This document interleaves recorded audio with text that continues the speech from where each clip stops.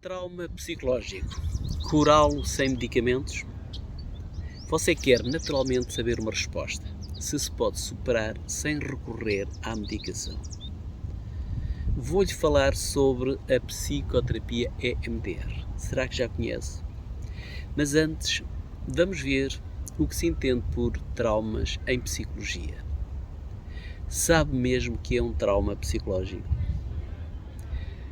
Realmente, um trauma psicológico pode trazer-se uma perturbação muitas vezes crónica, que traz grande sofrimento à vida de uma pessoa.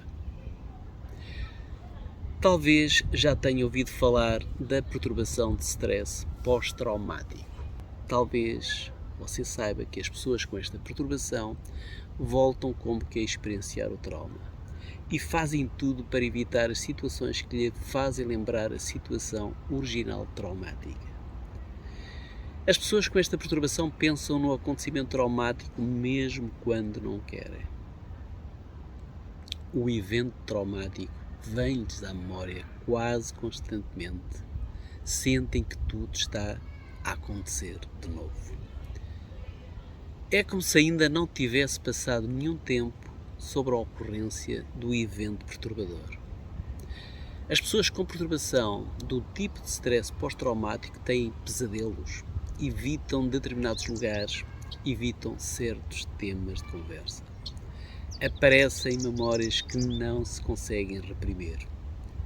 Aparecem memórias intrusivas. Não há a sensação básica de segurança. Aparecem os sentimentos de desconfiança em relação aos outros. Instala-se uma grande preocupação e incerteza. Podem achar que têm culpa pelo que aconteceu, têm vergonha. Muitas vezes as pessoas culpam-se. Não apresentam de facto as estratégias mais corretas para lidarem com o seu trauma. As pessoas vítimas de traumas psicológicos severos apresentam reações emocionais exageradas. Podem ter insónias, um grande nível de ansiedade, irritabilidade. Sim, a sua vida pode andar muito difícil. Talvez andem até com crises de choro frequentes. Ou tenham a sensação de enlouquecimento. Poderão andar com todas as suas emoções a emergirem de forma muito rápida e avassaladora. A pessoa traumatizada pode andar com emoções muito vivas relacionadas com a situação traumática que viveu. Enfim, tudo isto são realmente sintomas que levam a pessoa a um extremo cansaço, a um enorme desconforto, à exaustão, a uma fadiga crónica. Em traumas relacionados, por exemplo, com acidentes rodoviários, a pessoa pode sentir uma enorme ansiedade quando volta a conduzir. Os seus níveis de adrenalina sobem-lhe a pique. O seu coração começa a bater desenfreadamente. A pessoa pode até ter ataques de pânico quando tenta voltar a conduzir.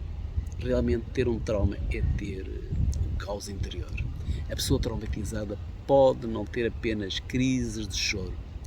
Pode também ter muitas dores de cabeça, pode ter pesadelos horríveis e pode então perceber que está com um problema muito profundo. A pessoa sente-se com uma verdadeira impotência, sente-se perante algo que não consegue controlar. Sente-se, portanto, à mercê de memórias perturbadoras que até parece que ganharam vida própria, que irrompem de repente a toda a hora. Ou talvez sinta uma espécie de caos interior que teima em não desaparecer. E talvez sinta que não sabe bem o que se está a passar.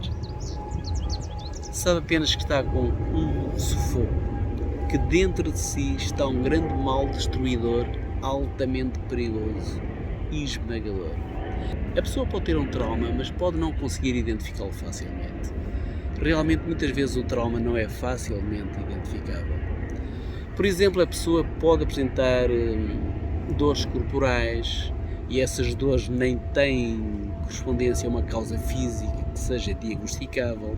Os médicos não lhe encontram nada. Pois é, mas podem ser produto do tal stress emocional resultante de um trauma que lhe aconteceu lá atrás no passado.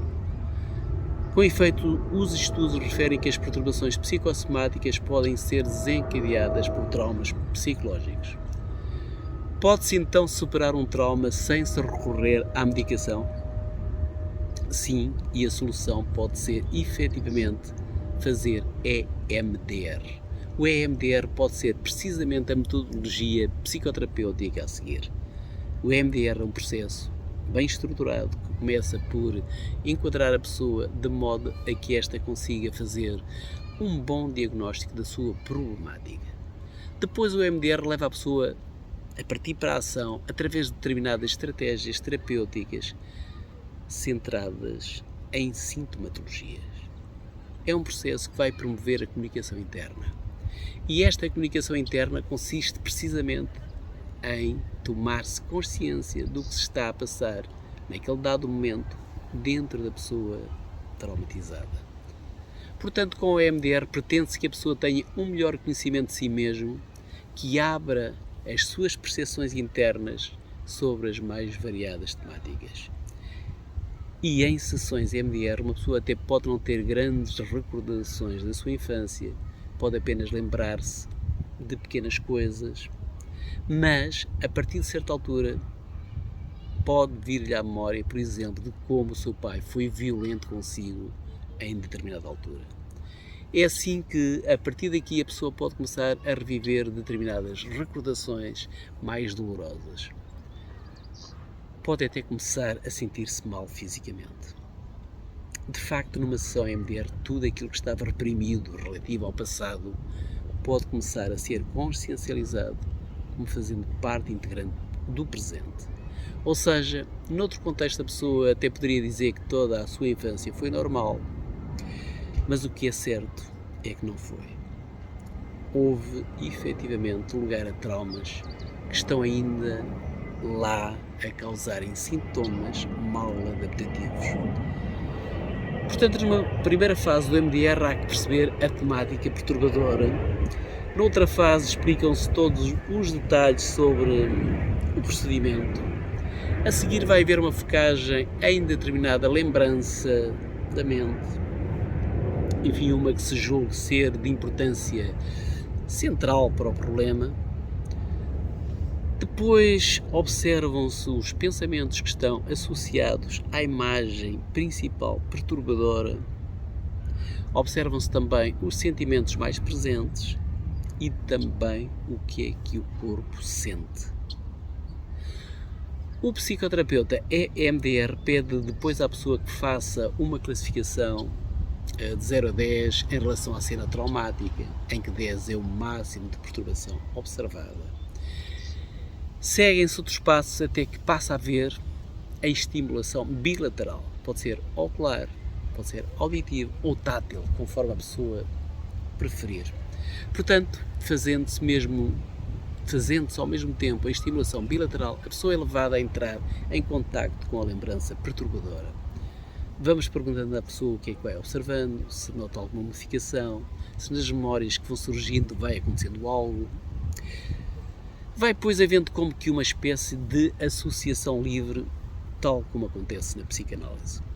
Depois, mais à frente, vai-se continuar com o pensamento positivo que se escolheu para trabalhar, de modo a que a pessoa se perceba a determinado momento mais fortalecida. Vai-se também trabalhar a atenção a todo o corpo, de modo a fazerem-se desaparecer todas as tensões que possam existir. A seguir, no final de cada sessão, pede-se à pessoa que observe o que é que vai acontecer durante a semana, de modo a perceber as mudanças ocorridas em si.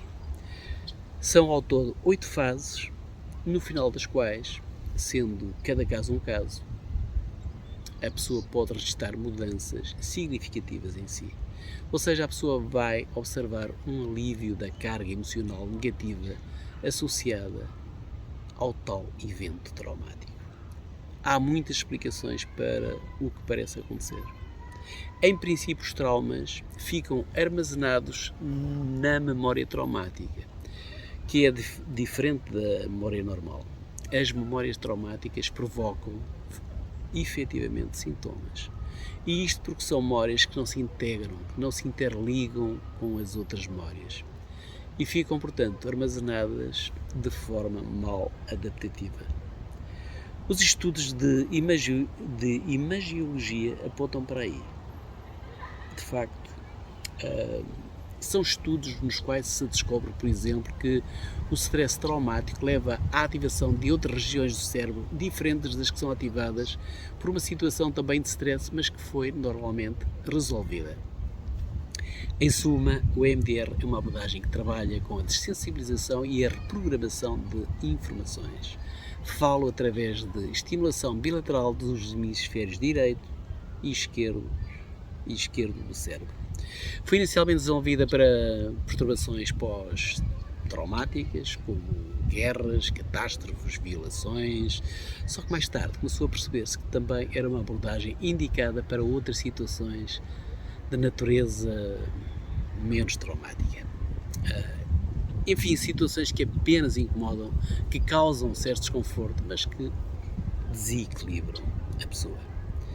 Só que são situações que a levam a pensar de uma forma desadaptada, que instalam crenças que ficam cristalizadas negativamente. Realmente podem ser situações como, por exemplo, a perda do emprego ou o fim de um relacionamento. Na verdade, estas situações podem ser muitas vezes altamente traumáticas na vida de uma pessoa.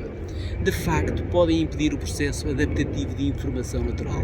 Podem impedir que a pessoa adapte a informação associada de uma maneira funcional. E, portanto, pode levar a pessoa a adaptar-se de uma forma distorcida.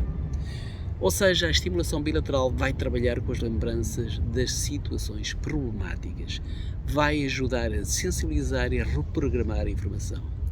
E isto de modo a poderem surgir crenças positivas. Portanto, a levar que as coisas que antes estavam a incomodar passem a não perturbar mais e deixem de provocar sofrimento. E com isso a fazer com que deixem de provocar sensações, emoções e comportamentos disfuncionais. Estamos, pois, diante de uma psicoterapia breve que atua em várias áreas do cérebro, conforme dizem os estudos científicos já realizados. De facto, há comprovação científica feita através de exames tomográficos digitais que dão conta que a estrutura do cérebro antes e depois de um trabalho de EMDR é efetivamente diferente. Enfim, há quem diga que é um casamento perfeito entre a psicoterapia cognitiva comportamental e a hipnose, que é ideal para trabalhar com traumas reprimidos e recalcados. E o que é certo é que organizações mundiais de saúde, incluindo do mundo da psiquiatria, consideram que o EMDR é altamente eficaz nos quadros de depressão, de ansiedade, de fobias, compulsões, etc, etc.